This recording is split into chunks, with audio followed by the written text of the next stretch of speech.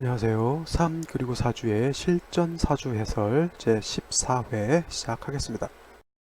오늘 볼 사주 명식은 33살, 36살 된 남자의 사주이고요. 사주 명식을 보면 갑자년, 을해월, 기미일, 개유시에 태어난 사주 명식이 되겠습니다. 즉, 기토일간이 해월에 태어난 사주 명식이죠. 자, 일간을 먼저 보고요. 해월을 보고 나머지 사주국의 짜임새를 파악해야지만 이 사주가 어떤 사주인지를 알겠고요. 그 다음에 대운이 흘러가는 것을 봐야 이 사람이 길한지 흉한지를 알아볼 수가 있겠습니다. 그래서 맨날 똑같은 내용이다 생각하지 마시고 일간에 대한 것, 원령에 대한 것 날마다 공부해도 날마다 똑같은 거를 반복 숙달하더라도 지나치지 않다라고 하는 거 꼭 명심해 두시고요. 오늘도 한번 공부해 보도록 하겠습니다. 자, 기토라고 하는 것은 뭐라 그러죠?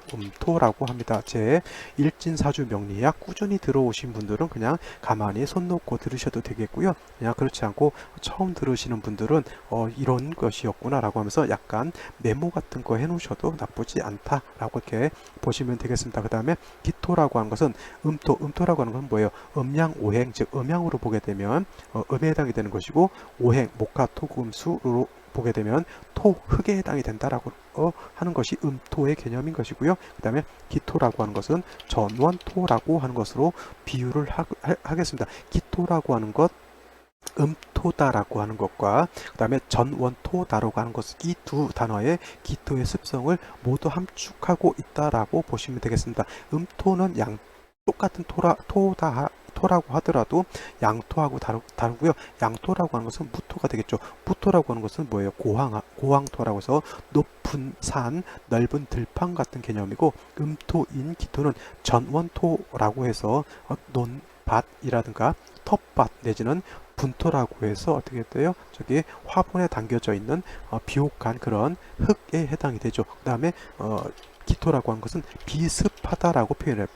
비습이라고 하는 것의 비자는 낮다라고 하는 개념이고요. 습이라고 하는 것은 물기를 머금고 있다라고 하는 그러한 뜻입니다. 그래서 똑같은 흙이다 하더라도 무토 같은 개념은 양토로서 건토, 마른 땅에 해당이 되는 것이고요. 기토라고 하는 것은 음토로서 습토, 즉 물기를 머금고 있는 그런 땅이다라고 하는 겁니다. 이것이 기본적인 기토의 습성이고요. 기토가 태어난 원령을 놓고 보게 되면 해월에 해당이 됩니다. 해월이라고 하는 것은 계절로는 겨울에 해당이 되죠.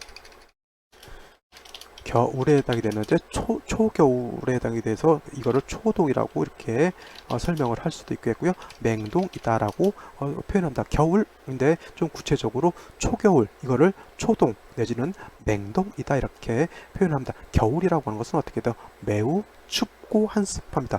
여름 4, 5, 미월 같은 경우는 고온이면서 건조하지만은 겨울 같은 경우는 일단은 저온이죠. 매우 기온이 한랭하다라고 하는 것이고요. 만물이 땡땡땡 얼어붙는다라고 하는 그런 개념으로 놓고 보시면 되겠습니다. 그 다음에 해월이라고 하는 것은 수가 가장 왕한 때이기 때문에 수가 한두 점 있게 되면은 이거는 한랭, 차가우면서도 매우 습한 그러한 경우에 해당이 되고요. 즉 해월 같은 겨울에 하늘에서 비가 오는 것이 똑같은데 겨울에 내리는 것은 비가 아니라 눈이 많이 오는 것하고 똑같습니다. 이렇게 해서 원령, 해월이라고 하는 어떤 조건을 잘 한번 생각해 보신다라고 하면 기토가 해월에 태어나게 되면 어떻게 돼요? 기토, 텃밭이라든가 어떤 전원토 같은 그런 것들이 겨울에 있는 거하고 똑같습니다.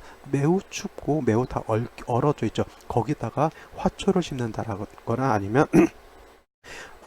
오이라든가 이런 작물을 심으면 심을 수는 있겠지만 심는다고 해서 거기서 씨앗이 발화가 되고 그럴 수는 없겠죠. 그래서 기토가 해월, 자월, 축월도 마찬가지겠지만 여기서 농사를 짓는다, 어떤 작물을 심는다, 화초를 심어서 꽃을 피운다 하기 위해서는 반드시 뭐가 있어야 되냐면 온기가 있어야 됩니다. 그래서 겨울에 농사 질 때는 어떻게 됩니까? 그 비닐하우스를 친다거나 아니면 유리로 해가지고 그 따뜻하게 보온을 하지 않으면은 결코 어떤 작물을 심을 수 없죠. 옛날 같았으면은 겨울에 그런 작물을 어떤 상추라든가 이런 거를 보기가 굉장히 어려웠죠. 옛날에는 그렇게 하우스 재배 같은 것이 저 어렸을 때만 해도 이렇게 활성화되지 않았기 때문에 논밭이 겨울에는 다 놀고 있었지만 요즘 같은 경우에는 거름이라든가 어떤 비료 같은 것도 굉장히 잘 만들어지고요. 그 다음에 하우스 재배라든가 온실 같은 것이 매우 잘 지어질 수 있기 때문에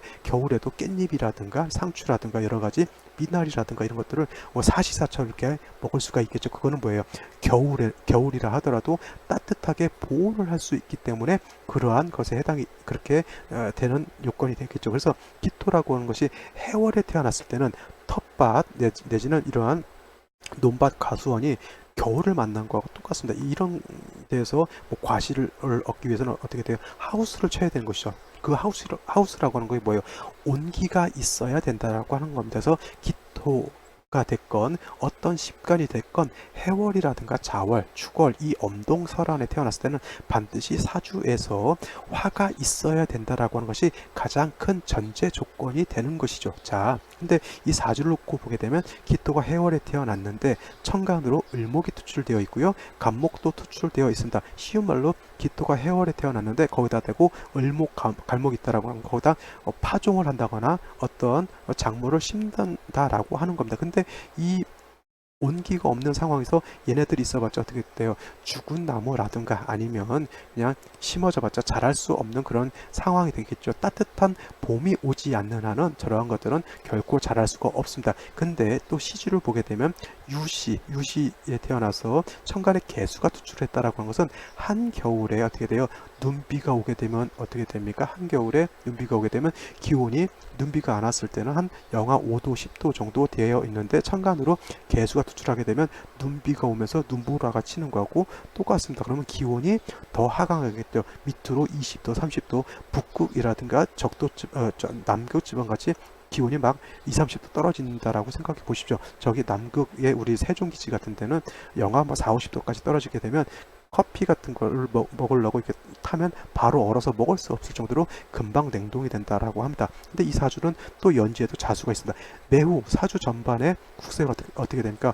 온기라고는 하나도 없죠. 즉 미중의 정화라고 하는 것이 있는데 저 정화는 미중에 있는 정화는 용도가 거의 없다라고 보면 돼요. 저 엄동설한 남극 지방에서 내가 있는데 그냥 요만한 조그만한 뭐가 있다? 저기 그냥 그 손난로 같은 것이 하나 있다. 이거 가지고 남극의 4, 50도 되는 한기를 내가 이겨낼 수는 없다라고 하는 것이죠.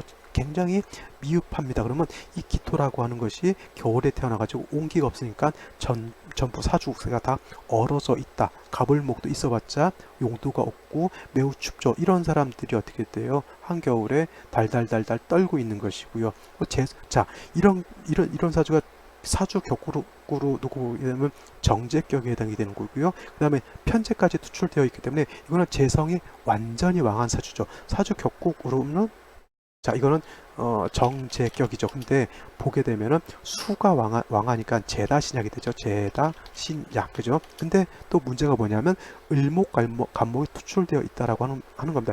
을목간목은 해월의 을목간목은 물론 겨울이 있기 때문에 발화가 안 되고 크진 못한다 하더라도 을목간목은 해월에 이게 장생이기 때문에 을목간목에 다 통근할 수가 있겠고요. 이 을목하고 간목은 미에도 통근할 수가 있겠습니다. 그래서 이게 기토일간이 일지에서 미토를 받다 해서 간요지동이다 하더라도 이거는 일간이 강한 것이 아닙니다. 오히려 일간이 매우 약하다라고 봐야 되는 거예요. 간요지동이라고 해서 무조건 일간이 강한 것이 아니라 사주 전반을 놓고 봐야 되죠. 이렇게 재성이 왕한데 이 갑을목 관살을 보게 되면 많은 재물의 관살을 생각하게 되고 이 관살은 어떻게 돼요? 나를 극하게 되겠죠. 이거는 뭐냐면 사주국세가 제살, 태왕한 그런 사주 명식이 되는 겁니다. 그래서 이와 같은 경우는 일간이 약하고 재성이 왕하고 또는 이렇게 관살이 왕하기 때문에 가장 중요한 거는 일간이 약한 것을 도와줘야 된다라고 하는 거에서 가장 좋은 거는 화가 있어가지고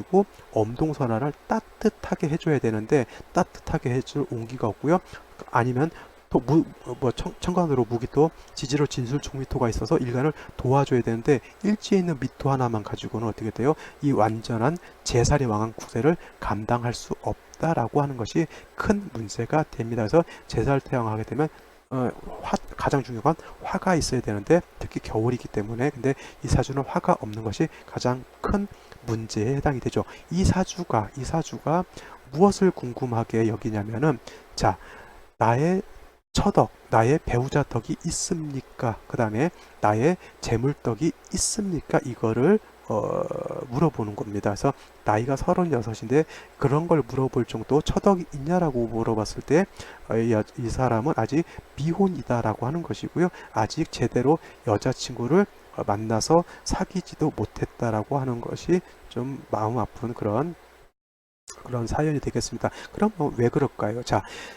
처덕이 있고 재물덕이 있기 위해서는 일단은 재성이라고 하는 것이 나한테 용도가 있어야 되는 것이거든요. 근데 재성이 너무 많거나 아니면은 재성이 너무 없거나 아니면 재성이 있는데 파극당하겠다거나 하게 되면 재성에 병이 생긴 것이죠. 병이 생긴 재성은 나한테 와봤자 나한테 오히려 병을 옮길 뿐입니다. 그죠? 그래서 재다 시작하게 되면 일간이 약해서 많은 재성을 감당할 수가 없겠죠. 이런 사람들은 마음속으로는 재성이 내 사주에 이와 같은 사주는 재성이 많기 때문에 조금만 노력하면은 내가 큰 돈을 벌 수 있을 것 같고 한데 일간이 약하면 어떻게 돼요? 내가 가질 수 있는 용량을 넘어가는 건 감당할 수 없겠죠. 자, 쉬운 말로 제가 개구리 얘기를 제가 했었는데 우물한 개구리는 그 안에서만 살아 있기 때문에 그 물만 해도 자기는 충분히 살 수가 있는 겁니다. 근데 그 개구리가 나는 좀 더 큰 세상으로 나가 보겠다라고 해서 여행을 떠나죠. 등짐을 싸고 그래서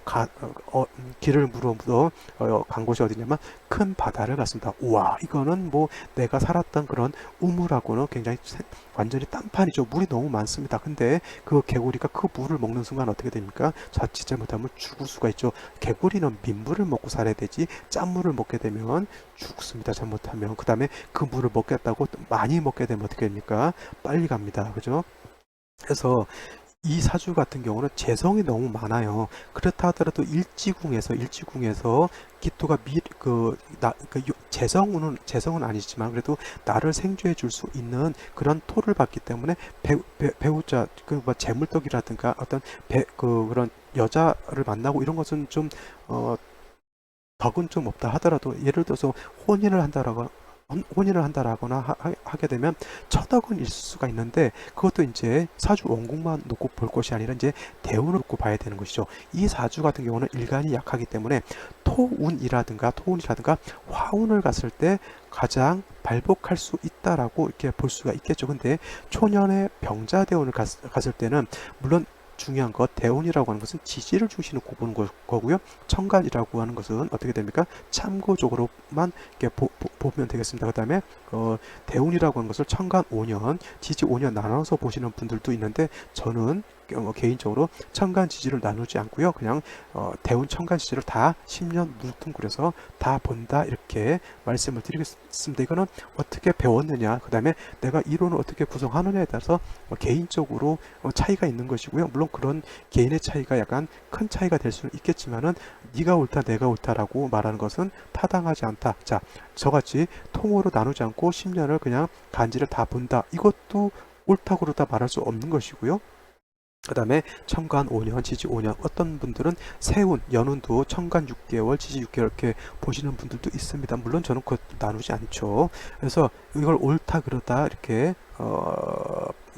말하는 것은 그냥 탁상공론에 불과할 뿐이고요. 그것은 그냥 어디까지나 자 스스로 검증을 통해서 이 이론이 옳으냐 그러냐는 개인적으로 검증해서 내 스스로의 이론을 만들면 되는 것이지 네가 옳다 내가 옳다 이거는 아무런 의미가 없다라고 하는 겁니다. 천간으로 병화가 들어오는 것이죠. 만약에 이것이 천간 지지로 나눠서 봤을 때 지지를 보지 않았다라고 하면 병화가 들어왔으니까 무조건 좋다 이렇게 놓고 볼 수가 있겠지만 이 병화라고 하는 것은 지지에 자수를 깔고 드러나 있는 거기 때문에 병화라고 하는 것이 힘이 많이 떨어지게 되죠. 그 다음에 지지에 아직 자수라고 하는 것이 들어오기 때문에 더 한습해집니다. 물론 병화가 들어왔기 때문에 없는 꽃보다야 많이 좋죠. 그렇지만 크게 발복하기는 좀 힘들다. 그 다음에 정축대운으로 넘어갔을 때는 이 축이라고 하는 것은 어떻게 됩니까? 자축합도 되고요.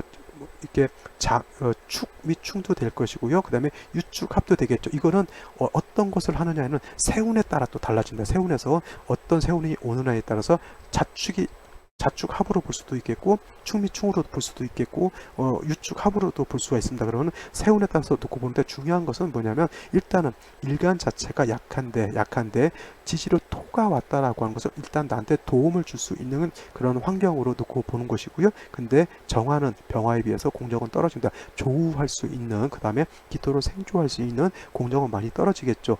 그래서 병자대운과 정축대운이 약간 장단점은 있습니다. 하지만 어느 쪽이 더 좋다라고 보기는 좀 어렵고, 단 하나는 뭐냐면 병자대운이나 정축대운은 그냥 쉬운 말로 어렸을 때 유년기에 해당되는 그런 운이에요. 그래서 이때는 좋고 나쁘고 보다는 일단은 부모님 슬하에서 내가 공부하고 학창 시절에 이제 대학 다니고 이런 때에 해당이 되기 때문에 좋고 나쁘고는 나의 어떤 능력도 해당이 될 수 있겠지만은 부모님, 내 가정이 어떻느냐에 따라서 좀 달라질 수 있겠죠. 단 대운이 자다운, 축대운 이렇게 오게 되면 그래도 수운으로 한기가 있는 수운으로 왔기 때문에 썩 좋지는 않았다라고 볼 수가 있는데, 더 문제인 것은 무인기묘대운에 해당이 되는 거죠. 이렇게 되면은 기토일간이 약한데 무인기묘는 어떻게 돼? 지지로 임목, 묘목이라고 하는 관살이 왕한 대운으로 오는 겁니다. 해서